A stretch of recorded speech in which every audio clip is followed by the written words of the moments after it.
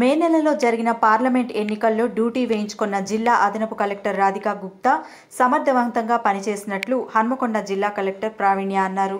కలెక్టరేట్లోని సమావేశ మందిరంలో మేడ్చల్, మల్కాజ్గిరి జిల్లాకు బదిలీపై వెళ్తున్న జిల్లా అదనపు కలెక్టర్ రాధికా గుప్తా వీడ్కోలు సమావేశంలో కలెక్టర్ మాట్లాడుతూ, పని నేర్చుకోవాలని కోరిక చాలా ఉందని, రాధికా గుప్తా వారికి అప్పగించిన పనిని చాలా సమర్థవంతంగా ఎలాంటి పొరపాట్లు జరగకుండా నిర్వహించారని కొనియాడారు. ప్రజా ప్రతినిధులు డైరెక్ట్గా మాట్లాడి వారి పనులను చేయించుకున్నారని, అందరితో కలివిడిగా ఉంటూ పని తీసుకునేవారని తెలిపారు. గత నెల ముఖ్యమంత్రి చే ప్రారంభించబడిన మహిళా శక్తి క్యాంటీన్ కార్యక్రమంలో వీరి పాత్ర చాలా ముఖ్యమైనదని చెప్పారు.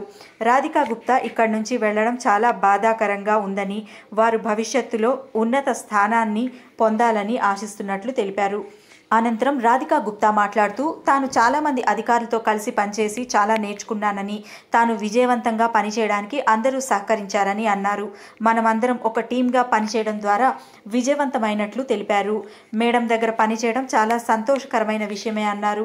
ఈ కార్యక్రమంలో జీడబ్ల్యూఎంసీ కమిషనర్ అశ్విని తానాజీ వాకడే, జిల్లా అదనపు collector Venkatreddy, DRO Ganesh, RDO Venkatesh, excise superintendent Chandrasekhar, TNGOs నాయకులు రాజేందర్, జిల్లా అధికారుల సంఘం అధ్యక్షులు రామిరెడ్డి మరియు జిల్లా అధికారులు పాల్గొన్నారు.